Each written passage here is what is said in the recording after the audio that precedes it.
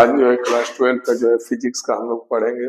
Second physics का जो है पहले चैप्टर में जो मोस्ट डेरिवेशन है उसके बारे में बताएंगे। जैसे एक है कि आप लोग का कि गोलीय अवतल पृष्ठ से डेरिवेशन एक से देकर आ जाएंगे, 4-5 तो उसमें मिला लीजिएगा। पहला है गोलीय अवतल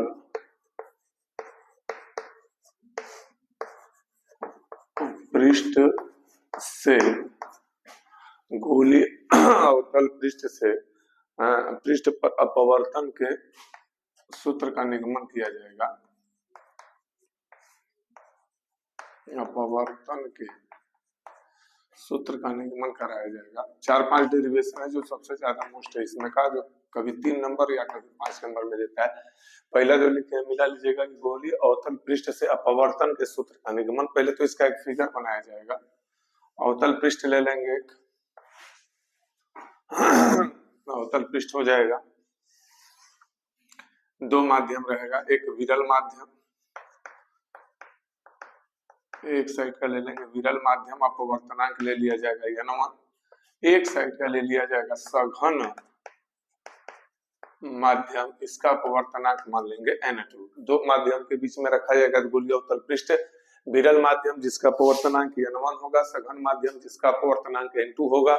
यहाँ से एक बिंदु आकृति की वस्तु की स्थिति बनाएंगे जिसका इमेज ये हो गया। ये सेंटर 3 लाइन खींचे हैं। वस्तु की स्थिति, प्रतिबिंब की स्थिति और वक्रता केंद्र। एक अभिलंब डाल देंगे हम लोग दर्पण का ध्रुव P हो जाएगा। वक्रता त्रिज्या जानते हैं हम लोग R होता है। प्रतिबिंब की स्थिति को V से व्यक्त करते हैं और वस्तु की स्थिति को किससे व्यक्त करते हैं? U से। यहाँ एक इमेज जो और ऑब्जेक्ट और सेंटर का जो है उसका कोण मान लिया जाएगा। वस्तु की स्थिति का कोण अल्फा मान लेते हैं, प्रतिबिंब की स्थिति का कोण बीटा मान लेते हैं और वक्रता त्रिज्या को मान लिया जाता है गामा है। यहाँ दो कोण बनेगा, एक आपतन कोण आई और आर भी हमको प्रदर्शित करना है। तो वस्तु की स्थिति के साथ जो ये पूरा का पूरा जो एंगल बनता है ये आई होता है। प्रतिबिंब के साथ जो बनेगा वो केवल आर होगा। वस्तु की स्थिति के साथ और प्रतिबिंब की स्थिति के साथ बना लेंगे। फिगर फिर से समझना है। अवतल पृष्ठ दिया है तो अवतल पृष्ठ ले लेंगे। अवतल पृष्ठ को ऐसे माध्यम में रखेंगे कि विरल माध्यम का अपवर्तनांक n1 रहे, विरल माध्यम का अपवर्तनांक n1 रहे, सघन माध्यम का अपवर्तनांक n2 ले लिए हैं। वस्तु की स्थिति जो है उसके मुख्य अक्ष पे आनत तल पे अल्फा कोण अंतरित कर, यह प्रतिबिंब बीटा और वक्रता गामा। आपतन कोण आई है और निर्गमन कोण आर है। परिभाषा कैसे लिखना है तो मिला लीजिएगा कि माना एक कौन सा पृष्ठ है? अवतल पृष्ठ। माना एक अवतल पृष्ठ ऐसे माध्यम में स्थित है जिसके विरल माध्यम का अपवर्तनांक n1। माना एक अवतल पृष्ठ एक ऐसे माध्यम में स्थित है जिसके विरल माध्यम का अपवर्तनांक n1 है, सघन माध्यम का अपवर्तनांक n2 है। विरल माध्यम एक ऐसे माध्यम में स्थित है जहां विरल माध्यम का अपवर्तनांक n1 है, सघन माध्यम का अपवर्तनांक n2 है। एक वस्तु दर्पण के ध्रुव से कितनी दूरी पर? u दूरी पर बिंदु O पर रखी गई है, जिसका प्रतिबिंब v दूरी पर बिंदु I पर प्राप्त होता है। यदि इसका वक्रता त्रिज्या r, आनत तल के कोण अल्फा माने वस्तु की स्थिति का कोण अल्फा, बीटा गामा प्रतिबिंब का बीटा, सेंटर का गामा, आपतन कोण I और अपवर्तन कोण r हो। तो अब यहाँ हमको लेना होगा वो सिद्ध हम लोग करेंगे कहां से? तो पहला चीज लेंगे दो ठो। तो एक वस्तु की स्थिति के लिए हम रफ बना रहे हैं, एक प्रतिबिंब की स्थिति के लिए रफ बना रहे हैं। वस्तु की स्थिति का मतलब एम ले लिए इस तरीके से है फिगर थोड़ा सा कि एक वस्तु की स्थिति के लिए ले लेंगे, एक प्रतिबिंब की स्थिति के लिए। तो इसे हमारा जो है मिला लीजिए, ये हो गया, एक ये हो गया, एक हमारा यह मिला लीजिएगा। इसी में से दो त्रिभुज निकालना है। MOC ले लिए, एक ले लिए MIC। हमको स्नेल के नियम को लेकर चलना है तो I और R का वैल्यू हमें चाहिए। O का एंगल कितना है? अल्फा है। ये हमारा हो गया I, ये हमारा है गामा। इसी तरह I का वैल्यू है बीटा है, ये हमारा R है, ये हो गया गामा। तो हम जानते हैं कि किसी त्रिभुज का जो बहिष्कोण होता है, बाहरी कोण होता है, किसी त्रिभुज का जो बहिष्कोण होता है अर्थात बाहरी कोण होता है अपने अंतः सम्मुख कोण के योग के बराबर होता है। तो क्या करेंगे कि पहले ये वाला त्रिभुज ले लिया जाए। त्रिभुज MOC में बाहरी कोण कौन है? गामा है। बाहरी कोण गामा है, अंतः कोणों का योगफल तो I प्लस अल्फा। यहाँ से I का वैल्यू निकल जाएगा, I इक्वल टू हो जाएगा गामा माइनस अल्फा। इसी तरह सेकंड वाला त्रिभुज जो दिया है MIC, ये वाला ले लेंगे। तो MIC में जब ले लेंगे तो यहाँ भी बहिष्कोण हमारा गामा है, गामा बराबर हो जाएगा बीटा प्लस आर। गामा बराबर क्या हो जाएगा, बीटा प्लस आर, अर्थात यहाँ से हम लोग किसका वैल्यू निकालेंगे, आर। आर बराबर हो जाएगा गामा माइनस बीटा। हमने कहा किसके नियम से, हमने कहा है तो स्नेल के नियम से। और स्नेल का नियम क्या था, एन एन एन बराबर क्या होता है, N2 बटा के N1। माध्यम का अपवर्तनांक सघन बटा विरल अगर कहें तो यहाँ लिख सकते हैं N2 बटा के N1 बराबर साइन आई और बटे में साइन आर। चूंकि वस्तु की स्थिति हो या प्रतिबिंब की स्थिति, जो हम लोग अगर बिंदु आकृति का लेते हैं तो अल्पतम इकाई का हो तो ट्रिग्नोमेट्री वैल्यू में केवल एंगल को लिया जाता है, साइन हट जाएगा। हम लिख सकते हैं N2 बटा के N1, N2 बटे N1 equal I upon are. आई का वैल्यू तो ये हो जाएगा N2 बटा के N1 इक्वल टू आई का वैल्यू हम लोग क्या निकाले थे, gamma minus alpha. I equal क्या था, गामा माइनस अल्फा। N1 का वैल्यू क्या है, आर का वैल्यू क्या है, तो gamma minus beta. Cross into करेंगे तो हो जाएगा N2 gamma minus N2 beta, N2 gamma minus N2 beta equal N1 gamma minus N1 alpha. हमने कहा गामा इधर आएगा प्लस इधर आएगा तो क्या हो जाएगा माइनस। ये हो जाएगा हमारा N2 gamma minus N1 gamma, minus उधर जाएगा तो प्लस होगा N2 beta minus N1 alpha. फिर से मिला लेना है। दो त्रिभुज हमने ऐसा इसमें से छांट लिए कि जिसका बहिष्कोण अंतःसमूह कोण के रूप में बने, तो गामा इक्वल टू हो गया आई प्लस अल्फा। दूसरे त्रिभुज से लिए तो गामा इक्वल टू हो गया आर प्लस बीटा, जिससे आई और आर का वैल्यू निकाल लिया। स्नेल का नियम लिए एक इक्वेशन बनेगा, यहाँ से कॉमन कुछ है, क्या कॉमन करेंगे, गामा, तो हो जाएगा N2 minus N1 gamma equal N2 beta minus N1 alpha. Equation number first, जब पहला समीकरण हम लोग बना लेंगे, पहला समीकरण जब बना लेंगे तो पहला समीकरण बनाने के बाद अब यहाँ से हम लोग क्या करेंगे, फिर से हम तीन त्रिभुज लेंगे और ऐसे तीन त्रिभुज लेंगे। मान लीजिए इसके हाइट को मान लिया जाएगा, ऐसा तीन त्रिभुज लेंगे जिसमें से किसका वैल्यू निकले गामा का, किसका निकले बीटा का, किसका निकले अल्फा का। तो हमने कहा तीन त्रिभुज बना रहे हैं समकोण त्रिभुज की स्थिति में, एक दो, एक वस्तु के लिए, एक प्रतिबिंब के लिए और एक वक्रता केंद्र के लिए। तो वस्तु के लिए ले लिए M N O, प्रतिबिंब का हो जाएगा M N I, वक्रता का हो जाएगा M N C। ये हमारा हो गया अल्फा बीटा गामा। MN की लंबाई मान चुके हैं कितना, h। अगर हमने कहा कि ध्रुव खंड से मध्य से अगर उधर जाते हैं तो धनात्मक स्थिति माना जाता है, इधर आते हैं तो ऋणात्मक। टोटल वैल्यू जैसे अगर हम कहें ON का वैल्यू क्या है, U है, ये हमारा माइनस में होगा। OIN का वैल्यू भी माइनस में होगा। CM किस में होगा, माइनस है। हमने कहा तीन त्रिभुज आ रहा है, तो पहला त्रिभुज है MON में अगर ये कहा जाए tan अल्फा, अल्पतम इकाई के रूप में यहाँ दिया रहा alpha, tan theta equal to होता है लंब बटे आधार माने h अपान माइनस यू हो जाएगा। फिर एक दूसरा त्रिभुज ले लेंगे MIN में tan बीटा इक्वल टू हो जाएगा h, tan beta equal to beta के रूप में ले लेंगे, h अपान भी सेकंड वाले त्रिभुज से। और तीसरा हो जाएगा त्रिभुज MNC में tan gamma equal h upon minus R. ये किसके बराबर हो जाएगा, गामा के। तो हमने कहा तीनों का वैल्यू हम निकाल लेंगे।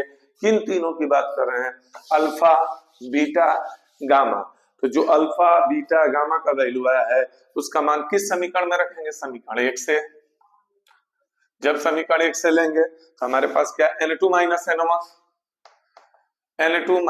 N1 गामा का वैल्यू मिला लेना है h upon minus R equal N2 beta का वैल्यू है h अपान माइनस बी, और क्या है N1 का वैल्यू है h upon minus N1 into alpha का वैल्यू है h अपान माइनस यू। सब में h का और माइनस का भाग दे दिया जाएगा। जब h और माइनस का भाग देंगे तो होगा N2 माइनस N1 बटे आर, N2 माइनस N1 बटे आर इक्वल N2 अपान भी माइनस N1 अपान यू। ये हो गया। अगर हम पूरे समीकरण में N1 का भाग दे दें तो ये हो जाएगा N2 बटे N1 N1 अपान N1 इक्वल 1।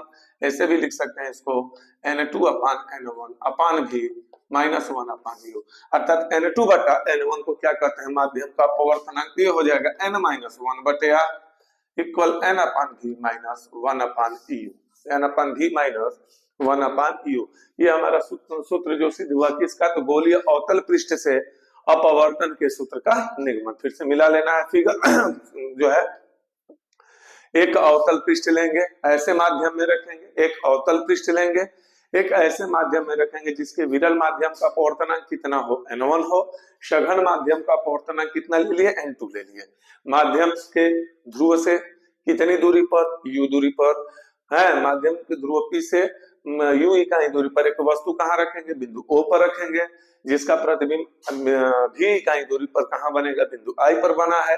वक्रता त्रिज्या R, इनके अवतल के कोण अल्फा बीटा गामा, आपतन कोण I, निर्गमन कोण R हो। तो उसके बाद हमने कहा किया, दो ऐसे त्रिभुज लिए जिसमें बहिष्कोण मिला, हमको गामा मिला। एक बार वस्तु की स्थिति के लिए लिए तो I का वैल्यू निकला, प्रतिबिंब की स्थिति के लिए लिए तो R का वैल्यू निकला। दोनों वैल्यूओं को किस नियम पे रखे, स्नेल के नियम से। स्नेल के नियम अनुसार N2 बटा के N1 बराबर क्या होता है, sine I upon sine R।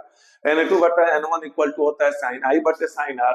हमने कहा अल्पतम बिंदु आकृति की वस्तु में ट्रिग्नोमेट्री वैल्यू जो त्रिकोणमिति का अनुपात होता है उसको हटा दिया जाता है।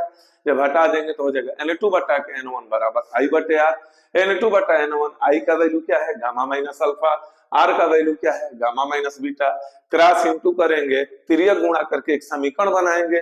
जो समीकरण बनेगा उसमें से आप क्या करेंगे, फिर तीन त्रिभुज लेंगे, एक वस्तु की स्थिति के लिए, एक प्रतिबिंब की स्थिति के लिए और एक वक्रता केंद्र के लिए। जब तीनों स्थितियां ले लेंगे तो तीनों स्थिति से यहाँ से अल्फा का मान निकलेगा वस्तु की स्थिति से, बीटा का मान निकलेगा प्रतिबिंब की स्थिति से, गामा का मान निकलेगा जो है वक्रता केंद्र की स्थिति से। तीनों वैल्यू फिर उठा के समीकरण एक में रख दिए।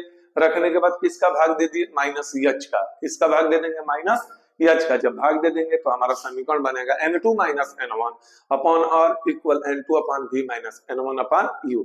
अगर पूरे समीकरण में N1 का भाग दे दिया जाएगा तो बन जाएगा N minus 1 upon R equal to N upon V minus 1 upon U। ये हम लोग का सिद्ध हुआ था गोलीय अवतल पृष्ठ से अपवर्तन के सूत्र का निगमन। अभी जैसे हम अवतल पृष्ठ से किए हैं, सेम इसी तरीके से एक गोलीय उत्तल पृष्ठ से भी होगा। गोलीय उत्तल पृष्ठ से भी यही डेरिवेशन पूरा सीधे करके लाना होता है कि N minus 1 upon R, N minus 1 upon R जो अभी सिद्ध किए थे इक्वल टू क्या सिद्ध किए थे, N upon V minus 1 upon U।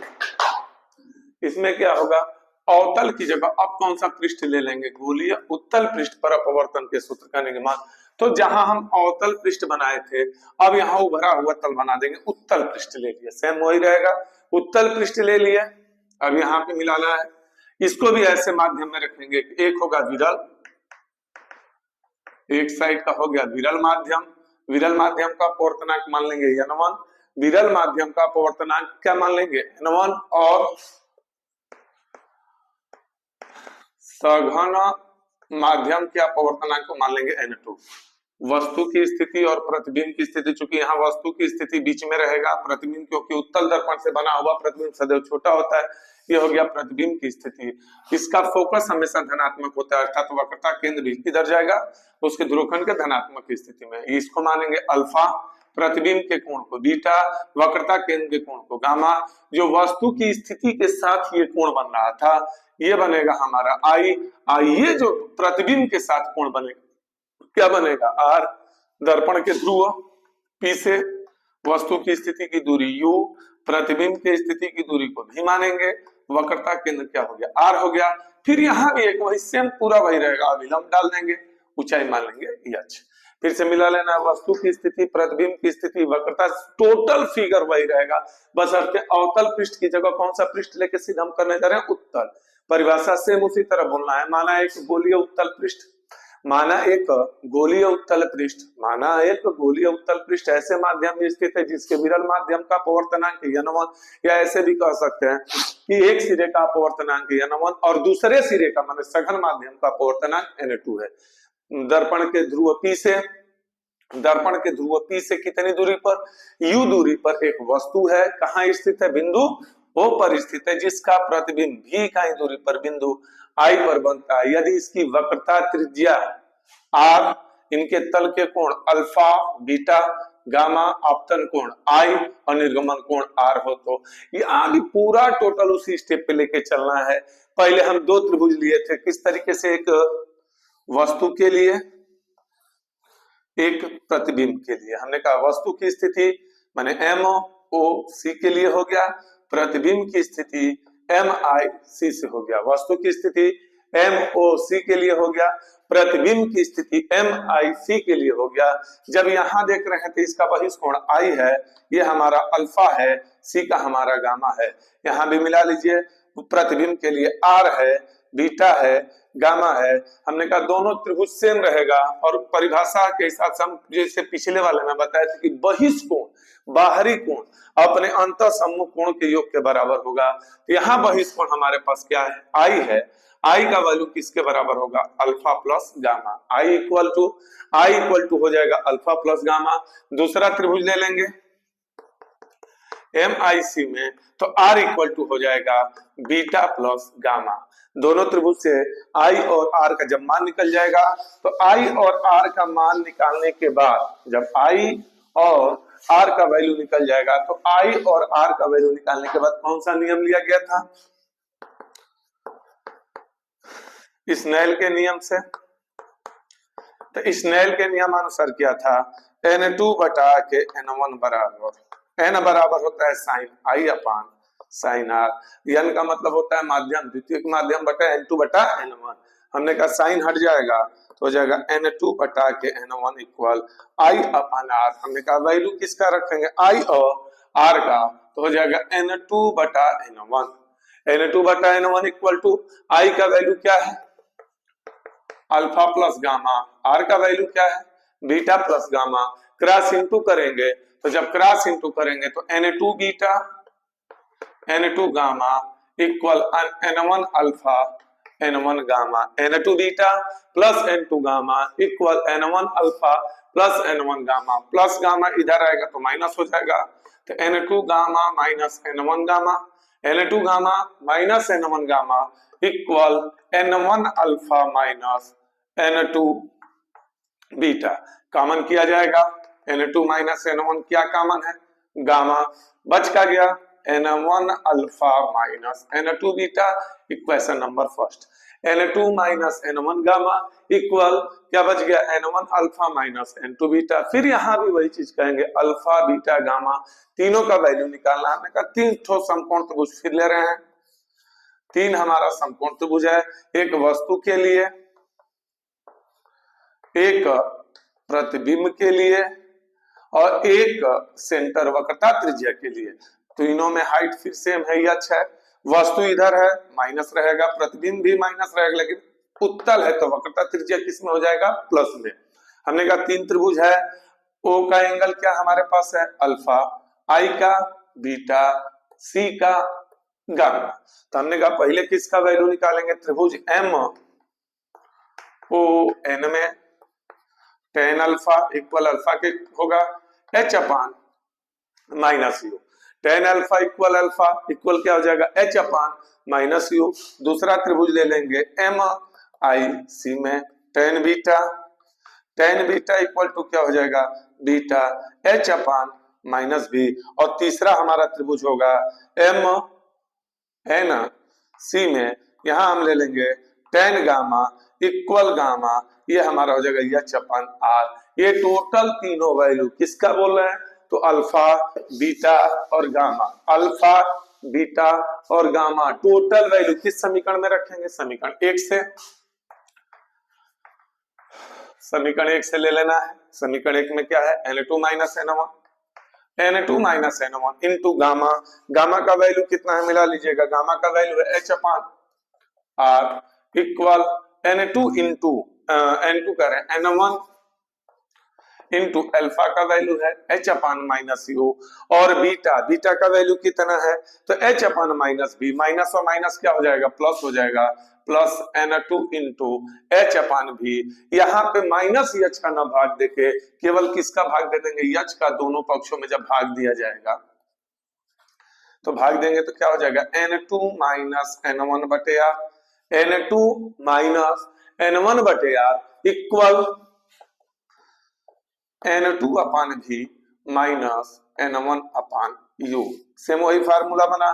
फिर हम किसका भाग दे देंगे, हमने कहा N1 का पूरे पक्षों में भाग दे दिया जाए, तो जब भाग देंगे तो हो जाएगा N2 बटा के N1 माइनस 1, N2 अपान N1 माइनस 1 अपान R। यहाँ भी N1 का भाग देंगे तो N2 अपान N1 अपान V माइनस 1 अपान U, और N2 अपान N1 इक्वल हम लोग क्या लिख देते हैं N माइनस 1 हो जाएगा इसकी जगह यार, equal N upon V minus 1 upon U। ये हमारा हो गया गोलीय उत्तल पृष्ठ से अपवर्तन के सूत्र का निगमन। फिर से मिलाना है, अवतल की जगह हम एक उत्तल पृष्ठ लिए, ऐसे माध्यम में रखे कि विरल माध्यम का अपवर्तनांक N1 है, सघन माध्यम का अपवर्तनांक N2 है। वस्तु की स्थिति ध्रुव से कितना, दर्पण की ध्रुव से u इकाई दूरी पर एक वस्तु बिंदु O पर स्थित है, जिसका प्रतिबिंब कितनी दूरी पर, v इकाई दूरी पर बिंदु I पर बना। यदि इसके पृष्ठ की वक्रता त्रिज्या r, आनत तल के कोणों को क्या माने हैं अल्फा बीटा गामा, आपतन कोण क्या लिए हैं I और निर्गमन कोण का लिए हैं r। तो फिर हमने सेम उसी तरीके से किया जिस तरीके से अवतल पृष्ठ में बताए थे, दो ठो त्रिभुज लिए, बहिष्कोण बाहरी कोण अपने अंत समूह कोणों के योग के उसको बराबर दिखा दिए। स्नेल का नियम है N2 upon N1 equal to sine I upon sine R। Trigonometry value अल्पतम रहेगा, छोटा है तो छोड़ देंगे तो I अपान R हो जाएगा, N2 upon N1 equal to I upon R। अब यहाँ हो जाएगा I का value alpha plus gamma, R का वैल्यू है beta plus gamma, cross into किया जाएगा, इंटू करने के बाद एक समीकरण बना। समीकरण में फिर तीन त्रिभुज लिए थे, एक वस्तु के लिए, एक प्रतिबिंब के लिए, एक वक्रता केंद्र त्रिज्या के लिए। तीनों से किसका वैल्यू निकाल लिए, अल्फा का, बीटा का, गामा का। अल्फा बीटा गामा जब आ गया, समीकरण एक में उस वैल्यू को रखे, समीकरण एक में रखने के बाद एक समीकरण में रखने के बाद ये हमारा इक्वेशन बना, जिसमें फिर किसका भाग दे दिए, यच का भाग दे दिया जाएगा। बस यही थोड़ा सा डिफरेंट है कि अवतल वाले में माइनस यच का भाग होता है अवतल पृष्ठ में, और उत्तल पृष्ठ में किसका भाग देते हैं, केवल प्लस यच का भाग दे देंगे। सेम वही फार्मूला सिद्ध होगा, N2 माइनस N1 बटे R equal N2 upon V minus N1 upon U। पूरे पक्षों में हमने कहा किसका भाग दे दिए, फिर N1 का भाग दे दिए, तो हो जाएगा N2 बटा के N1, N1 में N1 का भाग होगा तो एक, ये हमारा आ गया। कौन सा फार्मूला सिद्ध हो गया, गोलीय उत्तल पृष्ठ से अपवर्तन के सूत्र का निगमन। तीसरा जो सबसे मोस्ट डेरिवेशन है वो प्रिज्म का है। ये तो दो डेरिवेशन हुआ, अवतल पृष्ठ और उत्तल पृष्ठ का। तीसरा इसी चैप्टर में जो है बहुत ज्यादा जो क्वेश्चन बोर्ड एग्जाम में आता है वो प्रिज्म का डेरिवेशन है, कि प्रिज्म कोण, अल्पतम विचलन कोण और पदार्थ के अपवर्तनांक में संबंध। तीसरा जो डेरिवेशन आपका आएगा बहुत ज्यादा मोस्ट, जो अधिकतर बार पूछते रहता है।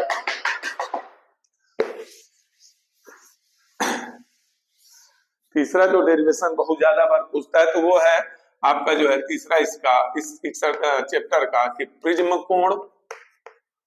प्रिज्म कोण का मतलब ए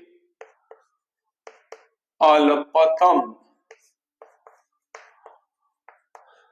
विचलन कोण डेल्टा M और अपवर्तनांक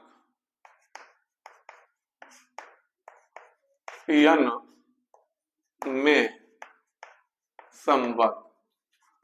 प्रिज्म कोण मिला लीजिए, लिखे हैं प्रिज्म कोण, अल्पतम विचलन कोण और अपवर्तनांक में संबंध। ये भी डेरिवेशन बहुत मोस्ट है, इस पे न्यूमेरिकल भी देता है। तो प्रिज्म कोण के लिए सबसे पहले तो एक प्रिज्म लेंगे, प्रिज्म का दो पृष्ठ हमने लिया, ये हमारा प्रिज्म कोण है, कोण ए को प्रिज्म कोण कहेंगे। इसमें तल ले लिए AB और AC, एक तिरछा आपतित किरण लिया जाएगा। फिगर पहले मिला लीजिएगा, इस हो गया अविलंबवत हो गया, इससे डैश डैश डैश इसको मिला लेंगे। जो यही अल्पत विचलित होता है, जो कोण इसको अल्पतम विचलन कोण लेंगे तो डेल्टा M लिखेंगे, विचलन है। इसमें दो तल है, एक तल का आपतन कोण I मान लेंगे, दूसरे तल के आपतन कोण को I डैश मान लिए, एक तल के निर्गमन कोण को R मान लिए, दूसरे को क्या मान लिए, I dash. P Q R S यहाँ एक और नाम लिख देना, जैसे टी लिख दिए, यहाँ पे डी लिख दिए, फिगर बन गया प्रिज्म का। तो हमको सिर्फ क्या करना है, प्रिज्म कोण, अल्पतम विचलन कोण और अपवर्तनांक में एक संबंध स्थापित करना है। ये भी जो संबंध स्थापित होगा स्नेल के नियम से ही लिया जाएगा। यहाँ मिला लीजिएगा, एक फिगर बनाए, तिरछा आपतित एक किरण आरेख है, समतलित होगा, परिक्षेपित होगा, क्योंकि यहाँ पे दो तल है तो दो आपतन कोण होंगे, दो निर्गमन कोण होंगे, आई और आई डैश, आर और आई और आई डैश है आपतन कोण, और निर्गमन हो गया आर और आई डैश। अल्पतम विचलित तो जो हो रहा है वो डेल्टा है, प्रिज्म कोण ए है। इसको हम लोग कैसे सिद्ध करेंगे, तो सबसे पहले हम लोग एक ये वाला त्रिभुज ले रहे हैं, इसका रफ हम बाहर निकाल रहे हैं, ध्यान दीजिएगा। जैसे ये हो गया हमारा डी है, क्यू है, आर है, तो हमारे पास यहाँ एक चीज तो है, अल्पतम बहिष्कोण क्या है, डेल्टा है। और जैसे अभी पिछले ही डेरिवेशन में समझा रहे थे कि बाहरी कोण जो होता है अंतः सम्मुख कोणों के योग के बराबर होता है, माने दोनों कोण के योग के बराबर होगा। तो सबसे पहले काम क्या करना होगा कि हमको एंगल डी क्यू आर और डी आर क्यू का वैल्यू निकालना है। ये दोनों एंगल इक्वल होंगे, तो अगर ये हम पूछें तो किसके बराबर लिख सकते हैं, डी क्यू आर बराबर लिख सकते हैं आई माइनस कितना आर। तो हम पहले इन दोनों कोणों को निकाल लें, कोण डी क्यू आर इक्वल हमने क्या लिख दिया, आई minus R.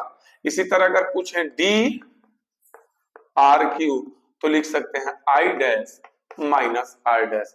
D Q R बराबर लिख दिए I minus R, D R Q बराबर लिखना तो क्या लिख सकते हैं, I dash minus R dash. हमने कहा अब ये वाला त्रिभुज ले लेना है, त्रिभुज डी क्यू आर में किसी त्रिभुज का बाहिस कोण, बाहरी कोण अपने अंतः सम्मुख कोण माने डी क्यू आर इन दोनों के योग के बराबर होगा। तो हमने कहा डेल्टा इक्वल टू लिख सकते हैं I minus R plus I dash minus R dash. हमने कहा एंगल कोष्टक तोड़ेंगे तो हो जाएगा आई और आई डैश एक ठो में कर लिए, माइनस दोनों में से अगर बाहर कर दें तो हो जाएगा आर प्लस आर डैश। फिर से मिला लेना, आई आई डैश दोनों प्लस में था एक साथ, आर आर डैश दोनों माइनस में था, माइनस कॉमन कर लिए तो क्या हो जाएगा आर प्लस आर डैश। विचलन की स्थिति है, अगर यही हम कहें हमको तो अल्पतम विचलन दिखाना है, तो अल्पतम विचलन की अगर स्थिति की बात करें तो अल्पतम विचलन की स्थिति में आई और आई डैश आपस में बराबर हो जाते हैं, आर और आर डैश बराबर हो जाते हैं, और अल्पतम विचलन में विचलन कोण को अब मिनिमम डेल्टा एम से व्यक्त करेंगे। तो जब इस तरह से लिखेंगे तो डेल्टा की जगह हमारा हो गया क्या चीज, delta M equal to I dash plus I है तो आई प्लस आई हो जाएगा, यहां भी हो जाएगा आर प्लस आर, अर्थात ये हमारा जो आएगा डेल्टा एम बराबर हो जाएगा 2i minus 2r। Equation number first फिर से मिलाना है, पहला एक प्रिज्म है, आपतित किरण है, दो पृष्ठीय तल है प्रिज्म का, तो दो आपतन कोण है आई और आई डैश, दो निर्गमन कोण है आर और आर डैश, जो एक दूसरे से विचलित होते हैं कितना इकाई पर, डेल्टा पर। तो हमने कहा एक त्रिभुज लिए, डी क्यू आर से बाहरी कोण ले लिए, अंतर सम्मुख कोण से एक समीकरण बना लिए, पहले इन दोनों कोणों को निकाल लिए, तो आई माइनस आर ये हो गया, I dash minus R dash ये था। हमने कहा इसको हल किए, हल करने के बाद अल्पतम विचलन जब लेंगे तो अल्पतम विचलन हमने क्या कहा कि अल्पतम विचलन की स्थिति में आई और आई डैश, आर और आर डैश दोनों आपस में बराबर होते हैं, तो उसके हिसाब से एक समीकरण बन गया। समीकरण बनाने के बाद अब एक अगला इक्वेशन समीकरण हम लोग बनाएंगे, किस तरीके से ध्यान देना है, हमको आई और आर का वैल्यू चाहिए तभी तो स्नेल का नियम लगाना है। तो अब अगला समीकरण हम बनाने जा रहे हैं, एक नीचे छोटा सा त्रिभुज है, तो त्रिभुज के तीनों कोणों का योगफल 180, आहित अभिलंबक है तो ये भी 90 ये भी 90, तो हाई दोनों कोणों का योगफल भी 180 हो जाएगा। तो अगर हम चतुर्भुज की बात करें, चतुर्भुज अगर ले रहे हैं ए क्यू ई आर में, तो हम कहेंगे एंगल ए और एंगल ई का वैल्यू भी तो 180 है, क्योंकि अभिलंबवत है तो हाई 90 इसको छोड़ दीजिए, 360 में से 180 निकल गया, तो एंगल ए प्लस एंगल ई का भी मान 180 होगा। और दूसरा हम जो त्रिभुज की बात कर रहे थे ए क्यू आर से, अगर ए क्यू आर में लेंगे तो त्रिभुज के तीनों कोणों का योगफल माने R plus R dash plus angle E equal 180, या अल्पतम विचलन में आर की जगह आर डैश की जगह आर लिख देंगे तो ये हो जाएगा आर प्लस एंगल ई बराबर 180, अर्थात 2r प्लस एंगल ई कोण ई बराबर 180 अंश। ये हो गया समीकरण नंबर 3। फिर से मिला लेना है, चतुर्भुज के चारों कोणों का योगफल 360 होता है, ये भी 90 है हमारा, ये भी 90 है, तो 180 निकल गया, तो a और प्लस e का मान कितना हो जाएगा 180। त्रिभुज कौन EQR, त्रिभुज के तीनों कोणों का योगफल, त्रिभुज के तीनों कोणों का योगफल 180 होता है, तो वहां से ले लिए r plus R dash plus angle E equal to 180, R dash R दोनों बराबर है अल्पतम विचलन में, यहां ही हो गया। दोनों समीकरणों को हल करेंगे, कोण ए प्लस कोण ई बराबर 180, जब दोनों समीकरण को हल करेंगे तो ये हमारा कैंसिल हो जाएगा, अर्थात 2r minus angle A equal to 0, या एंगल ए इक्वल टू लिख सकते हैं 2r, या r बराबर लिख सकते हैं a/2, माने निर्गमन कोण r का मान कितना हो गया, प्रिज्म कोण का आधा, r इक्वल टू a/2 लिख दिए। यही वैल्यू उठा के समीकरण 1 से ले लेंगे, यहां हमारे पास क्या है delta M equal 2i minus A, 2r का वैल्यू क्या है a है, माइनस ए, माइनस इधर आएगा तो प्लस ए, अर्थात 2i बराबर हो जाएगा a प्लस डेल्टा एम, या i बराबर a plus delta M by 2, i बराबर क्या हो जाएगा a plus delta M by 2। हमने कहा i और r का मान जैसे मिलेगा, हम लोग नियम किसका लेंगे, स्नेल के नियम से। जब स्नेल के नियम की बात करें तो स्नेल का नियम क्या है, n इक्वल साइन आई बटे साइन आर। स्नेल का क्या नियम है, n इक्वल साइन आई बटे साइन आर, आई का वैल्यू और r का वैल्यू हमारे पास है, रख देंगे, तो n इक्वल हो जाएगा साइन आई का वैल्यू क्या है a plus delta m by 2 और बटे साइन a बाई 2। ये हमारा प्रिज्म कोण, अल्पतम विचलन कोण और अपवर्तनांक में संबंध स्थापित हुआ। फिर से मिला लेना है, एक प्रिज्म लेना है, प्रिज्म में दो तल होते हैं, तो जब दो तल होंगे तो आपतन कोण भी दो हो गए आई और आई डैश, और निर्गमन कोण भी दो हो जाएगा आर और आई डैश। प्रिज्म कोण हमारा ए है, विचलन कोण डेल्टा है। हमने कहा पहले क्या ले लेंगे, दो कोण निकाले थे, कौन सा DQR DRQ I minus are I dash minus I dash. त्रिभुज का बाहरी कोण अपने अंतः सम्मुख कोण के योग के बराबर दिखाए। फिर अल्पतम विचलन में क्या होता है, तो अल्पतम विचलन कोण में दोनों सिरों के आपतन कोण और दोनों शीर्ष के निर्गमन कोण आपस में बराबर होते हैं, बराबर दिखा दिए। दिखाने के बाद एक समीकरण बना। फिर चतुर्भुज लिए, चतुर्भुज के दो कोण 90-90 थे तो 180 निकाल दिए, शेष दो कोण कितना हो गया 180। फिर त्रिभुज लिए, त्रिभुज के तीनों कोणों का योगफल कितना होता है 180, जिससे दो समीकरण बना, दोनों समीकरणों को हल किए तो r का मान निकला, r का वैल्यू निकला a/2, जिसको समीकरण 1 में रख के i का मान निकाल लेना है। और i का मान निकालने के बाद जब i का मान निकल जाएगा तो स्नेल के नियमानुसार ले लेंगे, और स्नेल का नियम क्या हो जाएगा n इक्वल टू साइन आई बटे साइन आर। i का मान कितना है a plus delta m by 2, r का मान कितना निकाले हैं a/2, रख देंगे तो ये प्रिज्म कोण का डेरिवेशन सिद्ध हो जाएगा। ये आप लोग का 3 डेरिवेशन हुआ। चौथा डेरिवेशन आप लोग को बताने जा रहे हैं कि पतले लेंस के द्वारा प्रकाश के अपवर्तन का सूत्र, माने लेंस मेकर का सूत्र, पतले लेंस के द्वारा प्रकाश के अपवर्तन का सूत्र का निगमन करेंगे। आप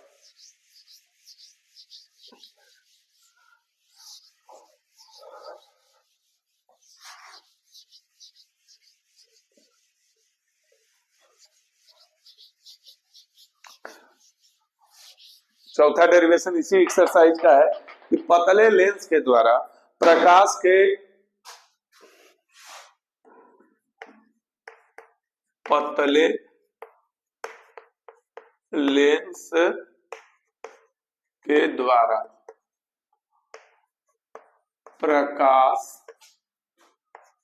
के अपवर्तन के सूत्र का निगमन। ये भी बहुत ज्यादा मोस्ट है, इसको लेंस मेकर का भी सूत्र कहा जाता है, लेंस मेकर का भी सूत्र कहा जाता है। ये अब सिद्ध करके दिखा रहे हैं आप लोग को। पतला लेंस ले लिया जाएगा, एक उत्तल लेंस। अच्छा, इसमें दो सिद्ध होता है, लेकिन अधिकतर यही पूछता है कि माध्यम एक हो, नहीं तो दो फार्मूला इसमें सिद्ध होता है। एक माध्यम दोनों ओर के माध्यम सेम हो, और एक होता है कि दोनों ओर के माध्यम अलग अलग हो। हम लोग जो सिद्ध करने जा रहे हैं, पहला दोनों ओर के माध्यम एक समान हो। माध्यम इधर का भी माध्यम का अपवर्तनांक, इधर के भी माध्यम का अपवर्तनांक, और कांच का माध्यम का अपवर्तनांक तो n के सापेक्ष ले ही लेते हैं। तो दोनों जब सेम हो तो एक वस्तु की स्थिति ले लिया जाएगा, ओ पहले ही से बन गया I डैश दूरी पर, दूसरे पृष्ठ से इसका हम लोग बना देंगे जैसे I इकाई दूरी पर। सी एक लेंस है, पतला उत्तल लेंस है, एक पतला उत्तल लेंस है जिसमें दो पृष्ठ होते हैं, द्वितलीय लेंस है, दो पृष्ठ है। पहले पृष्ठ से कितनी दूरी पर, u इकाई दूरी पर। एक वस्तु किस बिंदु पर है, बिंदु O पर स्थित है, जिसका पहले पृष्ठ से प्रतिबिंब बनाया गया है कितनी दूरी पर, v डैश इकाई दूरी पर। बिंदु I डैश पर बना है जो दूसरे के लिए ऑब्जेक्ट का काम करेगा, दूसरे पृष्ठ के लिए। पुनः इसका प्रतिबिंब हम कितनी दूरी पर प्राप्त करें, v इकाई दूरी पर। फिर से मिला लेना, इसका परिभाषा कैसे बोलेंगे कि माना एक पतला उत्तल लेंस है, माना एक पतला उत्तल लेंस यल है, माना एक पतला उत्तल लेंस यल है जिसके दो पृष्ठ के ध्रुव क्या लिखे, P1 P2 है। पतला उत्तल लेंस यल है ऐसे माध्यम में स्थित है जिसके दोनों सिरों के अपवर्तनांक आपस में बराबर है। एक ऐसे माध्यम में स्थित है जिसके दोनों सिरों के अपवर्तनांक आपस में क्या है, बराबर है। पहले पृष्ठ के ध्रुव P1 से, पहले पृष्ठ के ध्रुव P1 से कितनी दूरी पर, u इकाई दूरी पर। पहले पृष्ठ के ध्रुव P1 से u इकाई दूरी पर एक वस्तु बिंदु O पर स्थित है जिसका प्रतिबिंब पहले पृष्ठ से, जिसका प्रतिबिंब पहले पृष्ठ से कितनी दूरी पर, v डैश इकाई दूरी पर बिंदु I डैश पर प्राप्त होता है, जो दूसरे पृष्ठ के लिए, जो दूसरे पृष्ठ के लिए हमेशा किसका काम करेगा, वस्तु का कार्य करेगा, जिसका पुनः प्रतिबिंब जब दूसरे पृष्ठ से प्राप्त होता है तो भी प्राप्त होता है। इसमें एक चीज बढ़ा के लिख देना है कि यदि दोनों पृष्ठों की वक्रता त्रिज्याएं R1 और R2 हो तो पहले पृष्ठ की वक्रता त्रिज्या R1, दूसरे पृष्ठ की वक्रता त्रिज्या R2 हो तो जब इतना मान लेंगे तो हमारे पास अब इसको सिद्ध जो करना है तो किसके सिद्धांत से लेंगे, गोलीय अवतल पृष्ठ के सूत्र से। गोलीय अपवर्तन, गोलीय अपवर्तन के जो सूत्र से लेंगे तो गोलीय अपवर्तन का सूत्र क्या था, n-1/r। गोलीय अपवर्तन के सूत्र से इस फार्मूले का निगमन होता है। तो गोलीय अपवर्तन का सूत्र क्या था, n-1/r इक्वल n/v -1/u। गोलीय अपवर्तन का सूत्र यह था। हमने कहा यहाँ हमारे पास कितने पृष्ठ हैं, दो पृष्ठ है, तो हम पहले पृष्ठ के लिए लेंगे,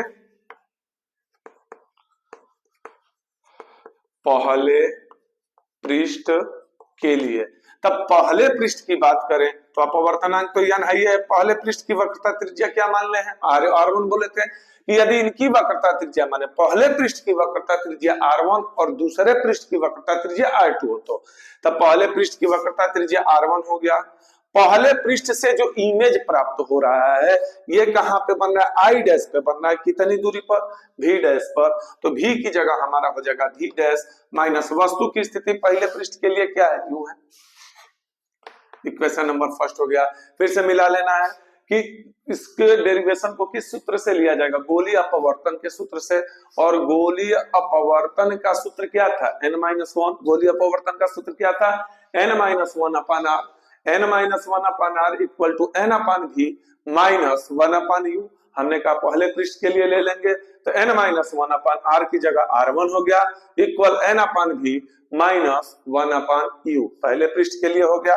अब हम ले लेंगे दूसरे पृष्ठ के लिए। अच्छा, दूसरे पृष्ठ के लिए जब हम एक माध्यम से दूसरे माध्यम में जाते हैं तो अपवर्तनांक हमारा अपोजिट हो जाता है। जहां हम यह न लिखे हैं वहां दूसरे पृष्ठ के लिए हो जाएगा 1/n -1। दूसरे पृष्ठ की वक्रता त्रिज्या R2, दूसरे पृष्ठ की वक्रता त्रिज्या कितनी हो गई, R2 इक्वल अपवर्तनांक हमारा अपोजिट है 1/n। दूसरे पृष्ठ से इमेज कहां प्राप्त हो रहा है, V इकाई दूरी पर। और दूसरे पृष्ठ के लिए प्रतिबिंब हम किसकी बात कर रहे थे, V डैश को। तो ये हमारा दूसरे पृष्ठ के लिए जो बनेगा एक समीकरण, ये बनेगा 1/n 1 अपन n माइनस 1, 1 अपन n माइनस 1 अपन R2 इक्वल 1 अपन n अपन v माइनस 1 अपन v डैश। पूरे समीकरण में n का यदि गुणा कर दिया जाए तो ये हो जाएगा 1 अपन n और n का गुणा करेंगे तो हो जाएगा 1 माइनस n अपन R2 इक्वल 1 अपन v माइनस n अपन v डैश। पूरे समीकरण में हमने कहा किसका गुणा कर दिया, n का गुणा कर दिए। ये हमारा हो गया समीकरण नंबर 2। दोनों समीकरणों को जोड़ देना है। किन दोनों की बात कर रहे हैं, समीकरण 1 प्लस समीकरण 2। जब हम दोनों समीकरणों को जोड़ते हैं तो पहले समीकरण में है n माइनस 1 अपान R1। पहले समीकरण में क्या है, n माइनस 1 अपान R1 plus 1 minus n upon R2, n minus 1 अपान R1 plus 1 minus n upon R2 equal क्या है, तो n upon v dash minus 1 upon u, n upon v dash minus 1 upon u plus 1 upon v minus n upon v dash. Minus और plus ये cancel हो जाएगा। हम कहें इसमें से अगर माइनस कॉमन कर लिया जाए तो माइनस कॉमन कर लेंगे तो प्लस की बजाय माइनस हो जाएगा। और माइनस इसलिए कॉमन किया गया है ताकि दोनों के अंश सेम हो जाए। n माइनस 1 हो गया इक्वल क्या बचा, 1 upon v minus 1 upon u। दोनों में से क्या कॉमन है, n माइनस 1 कॉमन कर लेंगे, क्या बचेगा 1 अपान R1 माइनस 1 अपान R2 और 1 अपान भी माइनस तो 1 अपान u इक्वल हम लोग जानते हैं लेंस है तो क्या हो जाएगा 1 अपान f। ये हमारा फार्मूला लेंस मेकर का सूत्र सिद्ध हुआ। क्या है तो n माइनस 1 ब्रैकेट में 1 अपान R1 माइनस 1 अपान R2 इक्वल 1 अपान f। फिर से मिला लेना है। पतले लेंस के द्वारा लेंस मेकर के सूत्र का निगमन अर्थात प्रकाश के अपवर्तन के सूत्र का निगमन करना है। एक उत्तल लेंस लेना है, पतला उत्तल लेंस लिए हैं जिसके दोनों सिरों के माध्यम के अपवर्तनांक आपस में बराबर हैं। लेंस के पहले पृष्ठ से कितनी दूरी पर, u इकाई दूरी पर, लेंस के पहले पृष्ठ से u इकाई दूरी पर एक वस्तु बिंदु O पर स्थित है जिसका प्रतिबिंब पहले पृष्ठ से v डैश इकाई दूरी पर बिंदु I डैश पर बनता है। जो दूसरे पृष्ठ के लिए क्या काम करेगा, वस्तु का कार्य करता है जिसका पुनः प्रतिबिंब दूसरे पृष्ठ से कितनी दूरी पर, v इकाई दूरी पर बिंदु I पर प्राप्त होता है। हमने कहा कौन से सूत्र से ले लेंगे, गोलीय अपवर्तन के सूत्र से। क्या था फार्मूला, n-1, यही हमारा गोलीय अपवर्तन के सूत्र का फार्मूला सिद्ध हम लोग पीछे भी किए हैं। n-1 upon r equal to क्या सिद्ध किए हैं, n upon v minus 1 upon u। जब इसको लिए पहले पृष्ठ के लिए ले लेंगे तो जब पहले पृष्ठ की बात करते हैं तो पहले पृष्ठ की वक्रता त्रिज्या हम पहले ही बोले हैं R1 तो हो जाएगा n-1 अपान R1 बट बराबर n अपान क्या है v का मतलब पहले पृष्ठ से इमेज कितने पे है, v डैश पे है। ये हमारा हो गया v dash minus 1 upon u। जब दूसरे पृष्ठ की बात करते हैं तो अगर माध्यम को एक सिरे से दूसरे सिरे में कन्वर्ट किया जाता है तो अपवर्तनांक बदल जाता है। तो ये हमारा हो जाएगा 1 अपान n माइनस 1 अपान दूसरे पृष्ठ की वक्रता त्रिज्या R2। दूसरे पृष्ठ से इमेज कहां बना है, v पर, ऑब्जेक्ट इसको क्या माने, वस्तु क्या माने, v डैश पे। ये हो जाएगा 1 अपान n upon v minus 1 upon v dash. पूरे समीकरण में किसका गुणा कर दिए, n का, तो हो जाएगा n upon n equal 1 into यहाँ माइनस है minus n upon R2 equal to ये बन गया। दो समीकरण बने, एक पहले पृष्ठ का एक दूसरे पृष्ठ का, दोनों समीकरणों को जोड़ दिए। समीकरण 1 प्लस समीकरण 2 जब किए तो हमारे पास आए n-1 upon R1 plus 1 minus n upon R2 equal to n upon v dash minus 1 upon u plus 1 upon v minus n upon v dash. n upon v dash से n upon v dash cancel हुआ, जो बच गया इन दोनों में से क्या किया, इसमें से माइनस कॉमन कर लिए, n-1 अपान R2 आ गया, 1 upon v minus 1 upon u, 1 upon v minus 1 upon u को क्या कर सकते हैं, फोकस 1 अपान f। ये हमारा सिद्ध हो गया क्या चीज, पतले लेंस के द्वारा प्रकाश के अपवर्तन के सूत्र का निगमन। एक और आपको देता है इसमें डेरिवेशन, संपर्क में रखे, एक और डेरिवेशन आप लोग का इसमें बहुत ज्यादा पूछता है, संपर्क में रखे दो लेंसों की संयुक्त फोकस दूरी। अब उसका एक और बता रहे हैं,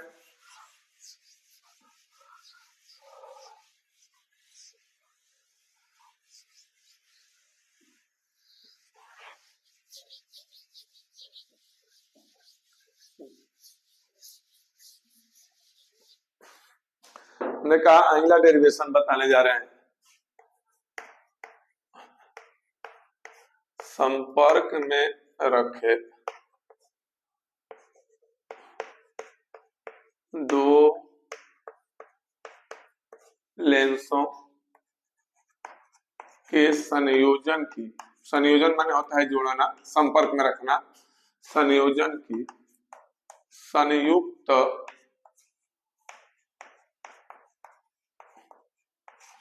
फोकस दूरी, संपर्क में रखे दो लेंसों की संयुक्त फोकस दूरी निकालना होता। हमने कहा कि एक माध्यम ले लिए, दो लेंस ले रहे हैं, उत्तल लेंस ले लिए दोनों को, यहाँ कोई भी लेंस ले सकते हैं, दोनों उत्तल भी हो सकता है, दोनों अवतल भी हो सकता है, उत्तल अवतल कुछ भी ले सकते हैं। दो लेंस ले लिया गया, पहला लेंस मान लेते हैं L1, दूसरे को मान लिए L2। पहले लेंस से u इकाई दूरी पर एक वस्तु है, पहले का इमेज मान लिए कि बन गया कहाँ, I' पर, कितनी दूरी पर, V' इकाई दूरी पर बन गया। दूसरे लेंस के लिए फिर पुनः वही कहेंगे, प्रतिबिंब का काम करेगा, जिसका पुनः इमेज बन गया I दूरी पर, कितनी इकाई दूरी पर, V इकाई दूरी। पूरा लगभग सेम फिगर वही है, बशर्ते क्या होता है कि लेंस मेकर वाले में, लेंस मेकर के सूत्र में केवल एक लेंस होता है, और संपर्क में रखे उत्तल लेंस या अवतल लेंस की बात करें तो दो लेना है।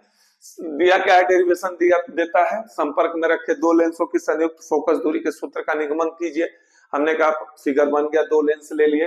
परिभाषा कैसे बोलना है कि माना दो पतले लेंस, माना दो पतले उत्तल लेंस एक ही माध्यम में एक दूसरे से संपर्क में रखे हुए हैं, माना जुड़े हुए हैं, एक दूसरे से संपर्क में रखे हुए हैं। पहले लेंस से कितनी इकाई दूरी पर, u इकाई दूरी पर, पहले लेंस से कितनी इकाई दूरी पर, u इकाई दूरी पर। एक वस्तु कहाँ स्थित है, बिंदु O पर स्थित है, u इकाई दूरी पर। एक वस्तु कहाँ स्थित है, बिंदु O पर स्थित है, जिसका प्रतिबिंब पहले लेंस से, जिसका प्रतिबिंब किस लेंस से, पहले लेंस से कितनी दूरी पर, V' इकाई दूरी पर। V' इकाई दूरी पर बिंदु I' पर बनता है, जो दूसरे लेंस के लिए वस्तु का काम करता है। पुनः दूसरे लेंस से उसका प्रतिबिंब कितनी दूरी पर, V इकाई दूरी पर। पुनः दूसरे लेंस से उसका प्रतिबिंब V इकाई दूरी पर बिंदु I पर बनता है। मान लिया जाए कि माना पहले लेंस की फोकस दूरी f1 है और दूसरे लेंस की फोकस दूरी f2 है। पहले लेंस की फोकस दूरी मान लेंगे f1 है और दूसरे लेंस की फोकस दूरी f2 है। हम कहें यहाँ पे हमारे पास दो लेंस है, तो हम लोग ले लेंगे पहले लेंस के लिए,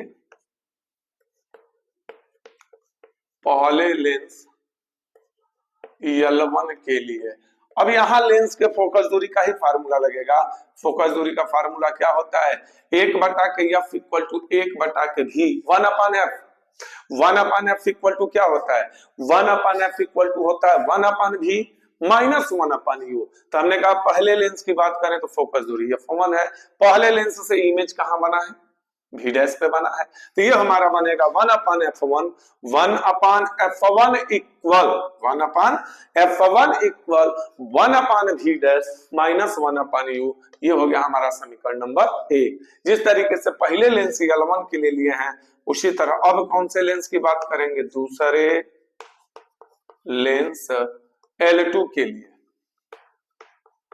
दूसरे लेंस L2 की बात करें तो यहां भी हो जाएगा 1/f, फार्मूला सेम रहेगा, 1/f equal to 1/v minus 1/u। हमने कहा f की जगह दूसरा लेंस में हो गया f2, दूसरे लेंस से प्रतिबिंब कहाँ है, v है, तो ठीक है, लेकिन दूसरे लेंस के लिए वस्तु किसको बोल रहे थे, V', तो बस u की जगह हम लोग क्या लिख देंगे, V'। ये हो गया समीकरण नंबर 2। पहला लेंस का ले लेंगे L1 के लिए, दूसरे लेंस L2 के लिए। जब दोनों की फोकस दूरी निकल जाए तो दोनों समीकरणों को जोड़ देंगे, समीकरण 1 प्लस समीकरण 2। जब दोनों समीकरणों को जोड़ेंगे तो जोड़ने पर हो जाएगा 1/f1 plus 1/f2, 1/f1 plus 1/f2 equal 1/v' minus 1/u, 1/v' minus 1/u plus 1/v minus 1/v', 1/v' से 1/v' कैंसिल हो जाएगा, अर्थात बचेगा 1/f1 plus 1/f2 equal 1/v minus 1/u। ये हो गया 1/f1 प्लस 1/f2।